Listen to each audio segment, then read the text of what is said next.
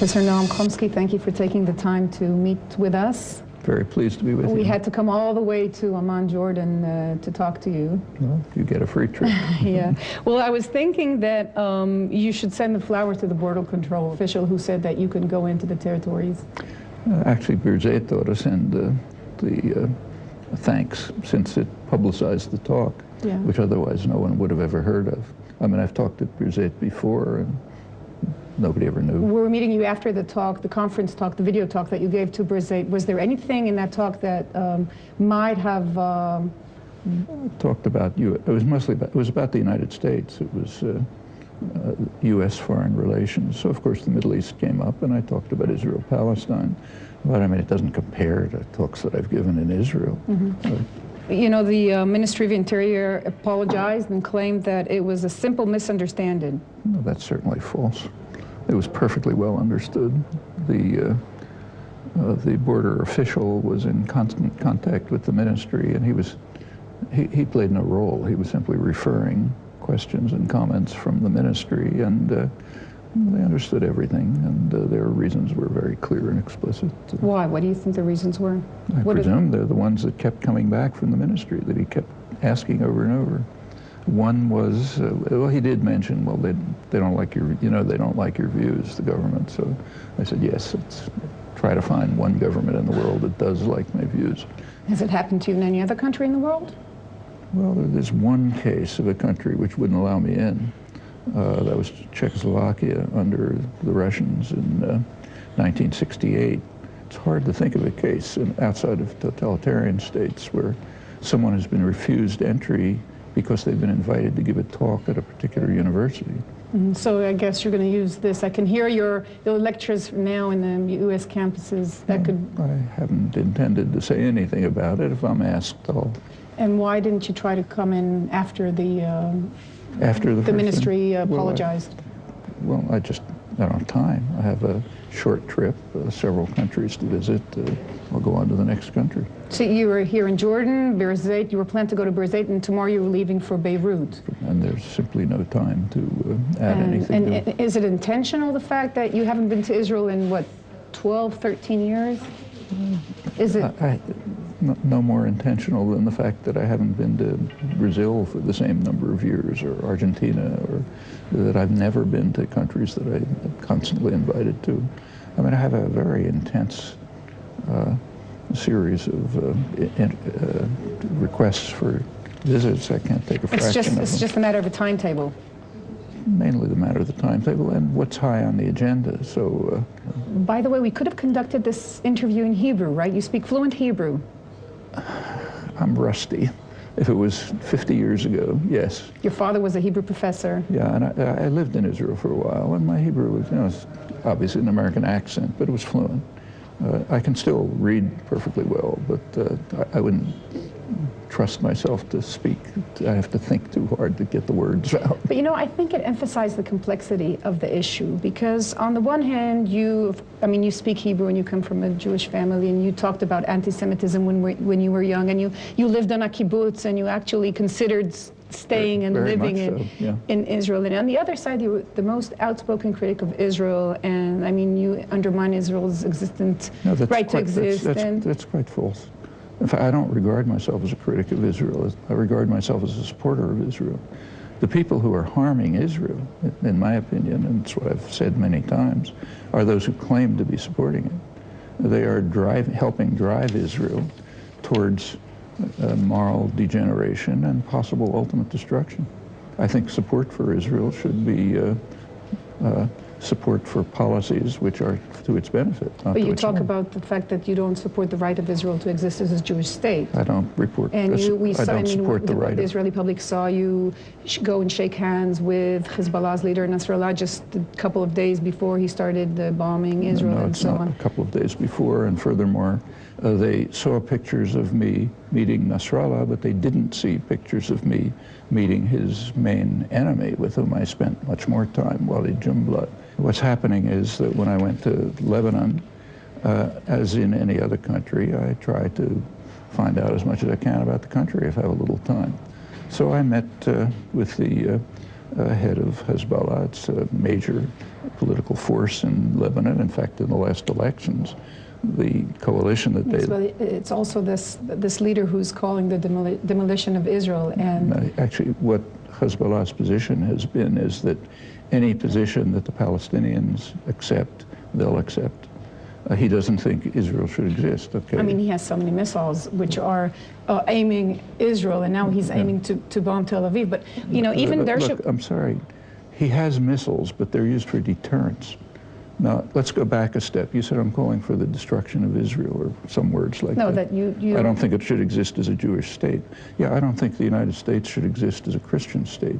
I don't think that Pakistan should exist as an Islamic state. But there's a big difference, because the United States and Pakistan, there is no nation in the world calling for their destruction and having a nuclear weapon like Iran, for example. And like Iran does not have nuclear weapons, and it's not calling yeah. for the destruction. It is calling for the destruction. Ahmadinejad is very specific in saying that... These are quotations that appear in the Israeli press. I heard him say that in his voice. No, what he said is, I don't approve of it, he said he was quoting Khomeini during a period when Israel was very close to Iran and didn't mind Khomeini saying it. He said, in the end of time, Israel will disappear, words like that. No, he was very specific. But look, Israel is in a position of security well beyond that of many other states, which do not, and insofar as they call themselves not states of their citizens, but states of a particular category of citizens, I object to it, in principle. So what should I understand from your words? What are you telling Israelis? Go back to Europe, not live as a minority here in Israel, look, take a chance, disregard history, sit on the beach. What should we understand from your, what is your action tomorrow morning? Exactly what I write 1,000 times. Though I was opposed to the existence of a Jewish state, and that was part of the Zionist movement, remember, as a Zionist youth leader, yes, I was opposed to the forming a Jewish state. Once it was formed, 1948, my position has consistently been that Israel should have all the rights of every state in the international system, no more and no less. Now, Israel demands more, and I don't agree with that. Now, Dershowitz, you know, 2 weeks ago I interviewed Dershowitz on this show, and he said that, quote, "You are our enemy's biggest assets are Israeli bashing Jews like Professor Chomsky." That's a problem for Dershowitz. I have no interest in what he said. I mean, if you want the truth, he's a dedicated liar who's been exposed over and over again. He didn't quote me, you notice. He didn't, because he knows better than to quote. By the way, he offered to come to Birzeit to debate you. Do you think that they would invite a person like Dershowitz to come and talk in Birzeit? You have to ask Birzeit. That doesn't make any difference to me. But I mean, I've agreed to debate him reluctantly because he's extremely dishonest, but I do it. But this issue is there's nothing to debate. I mean, Israel should have the rights of any state, period. It wants more. Because its right to exist is questionable on many other states in the world. But no state, the United States doesn't demand that Mexico accept the right of the United States to exist, sitting on half of Mexico. But because there isn't a threat. When you hear and listen what Hamas leaders say, what Iran leaders say, what Hezbollah leaders say, you understand that there's an immediate threat on Israel. You don't understand that. In 1970s, when this claim was made for the first time, as far as I know, it was when Egypt in 1971 offered Israel a full peace treaty, nothing for the Palestinians. 1971, Israel rejected it because it would have meant withdrawal from the Sinai. It's the only state I know of which wants recognition of its right to exist. Is there any relevance to the fact that you're Jewish, do you think, when you make these claims, when you preach in this? Since I'm Jewish, and since I have a special relationship with Israel since childhood, and since I care about it, I think it should take positions that are moral, realistic, and appropriate for its own decent survival. And aren't you afraid that even if you feel that you're working for Israel, your arguments, and you're very articulate in making your arguments and are well heard because of your world reputations, aren't you afraid that these arguments will be misused from the academic boycott to the nuclear weapon in Iran. Well, actually, the academic boycott, if you bother to read, is one that I've opposed. Of course, that's but what I'm saying. It's true that my statements will be misused, for example, by Dershowitz, who is very dangerous for Israel. But yes, he's dangerous for Israel? Extremely, and he distorts and misrepresents my statements in ways which help his cause of supporting Israeli aggression and expansion, which is very dangerous for Israel. But even if I can understand or try to understand the academic, philosophical approval of a person like you for the freedom of speech, even of Holocaust deniers. Not even, specifically. It's specifically for views you detest, for which you call freedom of speech. Up to a certain point. Up to a certain point, because history has proved otherwise. I mean, doesn't matter. You know, you're taking a lot of responsibility on your arms. I believe in freedom of speech for Alan Dershowitz, even though the record of his exposed lies is incredible. You're bothered by Dershowitz's lies, and you're not bothered by the lies of Holocaust deniers? On the contrary, I'm not saying I'm bothered by Dershowitz's lies. I say yes, we should insist on the freedom of speech for dedicated liars. And in the case of, say, the Holocaust denial, yeah, that's of course outrageous, just as it's outrageous to deny what we did, namely wiping out millions of Indians. But you know, the number one, I think, argument against what you preach for is the double standard, saying that, you know, from talking of freedom of speech in countries where freedom of speech does not exist, you're going to Lebanon tomorrow, or when you go to, even here in Jordan, I don't think it's limited compared to Israel. Is Israel as bad as other countries? Did I ever say that? But you spend so much time targeting Israel. Really? Did Amnesty International ask me to give a talk that they could use to criticize human rights violations in Israel? No, they did it for Syria. But you said you have limited time. Looking in the map in the world, there are so many problems. Why is Israel in the center? Israel still, if you look around, is trying, is struggling, is trying to give democracy away, and it has gay rights and human rights. If you started by asking why is Israel in the center, answer, it isn't. Not for me. What's in the center for me is the United States, and for a very elementary moral reason. The moral principle is we are responsible for our own actions and their consequences. Every crime that Israel commits is because of U.S. participation and authorization.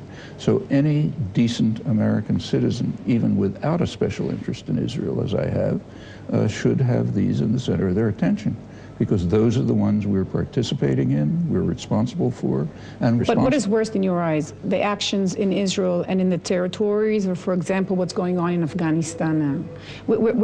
How do you prioritize these two? There's no way to, because I talk about both of them all the time.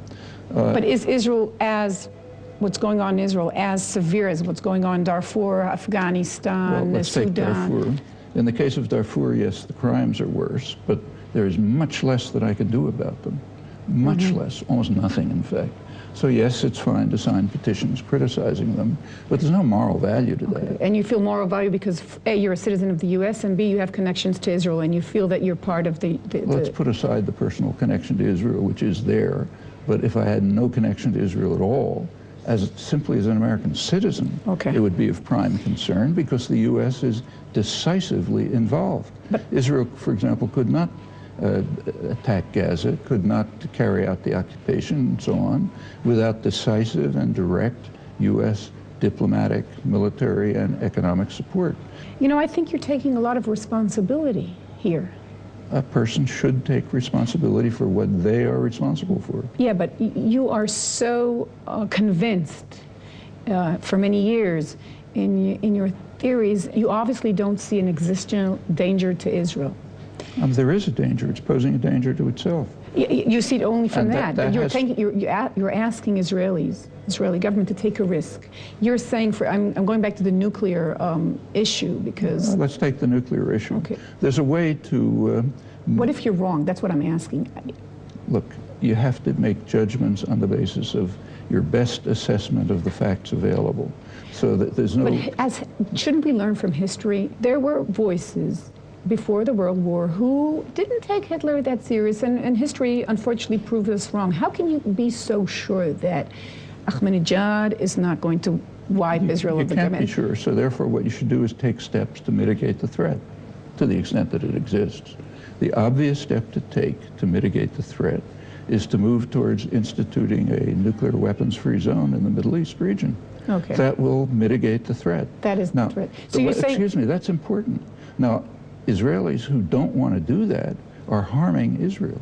But in your eyes, you're quite sure that there is no immediate threat on Israel. Right now, from outside of Israel. The threat is inside. I think Israeli... But what if you're wrong? What if you're wrong and people are using your argument to have the international community look the other way? Suppose those who claim there's a threat are wrong, and in fact, by making that claim, they're harming Israel. Yeah, that's perfectly possible. In fact, it's true. So whatever position you take, there's a possibility that it's wrong. If you have the interests of Israel at heart, then what you would want to do is reduce the possibility of any nuclear threat in the region. And there is an immediate way to do that, which is supported virtually by the entire world. And that is to move towards establishing a nuclear weapons-free zone. So let's do that. Well, Israel's refusing, and the United States is refusing. Now they repeat the words. They say, oh yes, nice idea. But they say we can't do it until there's a comprehensive peace settlement. Well, that's saying we can't do it, period. Now what's blocking a comprehensive peace settlement? Well, we know the answer. The United States and Israel are opposed to the world on a political settlement on the international border with maybe along the lines of the Taba negotiations, which would lead to a comprehensive peace settlement. Everyone in the world is supporting that.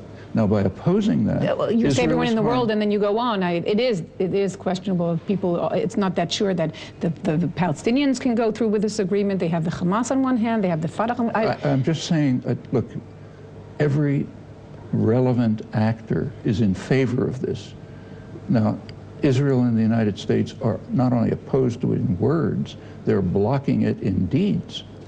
Furthermore, international law is in favor of it. Okay, that's of course your opinion. No, it's not my opinion. That's where the occupied territories, Israeli actions in the occupied territories with crucial U.S. backing are first of all illegal. Israel recognized that in 1967. They're illegal. And they're harmful. Well, unfortunately, we can't solve that problem. We can agree, though, it's a complex situation. It's not black and white. But I understand that while your parents were alive, you were more cautious in making those arguments against Israel. I don't make arguments against Israel. I make arguments for Israel. For Israel, okay. Making these arguments for Israel, as you say. Was it a factor? I mean, was it hard for you? Because I was unhappy about the fact that they were subjected to a series of tantrums from hysterics in the United States. But I said the same things, and in fact, they approved of them.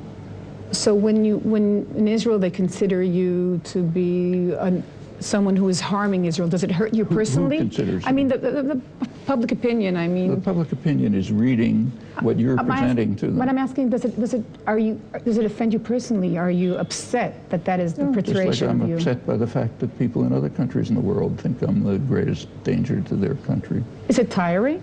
Tiring? Yeah. I expect it. Any dissident and critic can anticipate that they're going to be subjected to hysterical tirades. If you're a Soviet dissident, did you expect to be treated nicely? In fact, do you think of a dissident in any country who's treated nicely? Let's go back in history. Let's take Israel, okay? You go back to the Bible. You studied the Bible, I'm sure. Yeah. In the Bible, there is someone who's called a hater of Israel, the prophet Elijah. King Ahab, you know, the epitome of evil in the Bible. So in a way, you see yourself as a prophet? I'm not saying that. No. I'm seeing the prophets as intellectuals. So it's your life mission, and therefore even it's not my life's mission. It's the mission of any decent human being. Well, take Elijah or Jeremiah or Isaiah or any of them. Were they treated nicely? No, they were treated very badly. Elijah was called a hater of Israel, hater of Israel. Centuries later, he was honored, but not at the time. There were people who were honored at the time.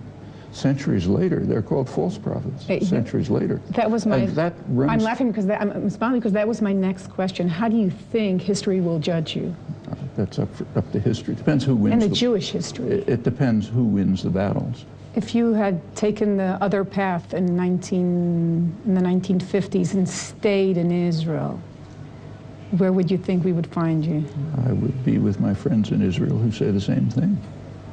And you can read them in the press every day. And if you wouldn't live in the States, where would you live? If I wouldn't anywhere else. 5 years ago, you were asked the question. I was asked the question in an interview in Haaretz, and I said, well, I'd certainly go to Israel. Now I wouldn't say that. It's changed in the last few years. It's changed in ways which are extremely harmful to the country. You can see it harming itself day after day. It's in a mood of, not the whole country, but leading sectors, including the government, are in a mood of paranoia and irrationality, which is harming the country very seriously. I mean, you know, my own case is so trivial it doesn't matter, but just take this trivial case. If the Ministry of Interior had not refused entry and I'd gone to give a talk, we wouldn't have. That would be the end of it. Nobody would have ever heard of it, just as nobody heard of other talks I've given in Crusade. But that's minor. On the other hand, purposely humiliating the Turkish ambassador, that's not minor. Take, say, the reaction to the Goldstone report, which is quite interesting. Israel has turned it into an international incident. If Israel had acted rationally, they would have responded to the Goldstone report by saying, thank you, Mr. Goldstone, for your careful work. Thank you particularly for giving us a great gift, as he did. If you're concerned about the safety of Israel, you should be concerned about these matters, because in case after case, the irrationality and the paranoia is very harmful and destructive. And in the long term, it could lead to very serious consequences. Professor Noam Chomsky, thank you very much. תודה רבה. שהתראיינת. תודה רבה.